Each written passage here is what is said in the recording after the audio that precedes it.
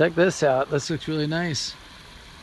Got a smaller pond, nice waterfall coming down. Really colorful plantings around here. This really took off this year. Got a nice gazebo tiki hut thing over there. That looks really cool.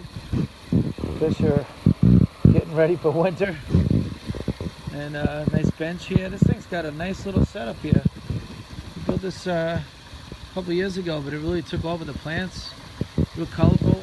Nice waterfall coming down. Like that, coming down like that way. Nice marsh rocks. Look at the carrots on some of these stones. Right? Get fulfillment the whole way. This thing looks really good. Coming this way, the planting's that way. Like this, coming down. And like this. And then the last pan shot, we'll go back this way for the patio, coming this way.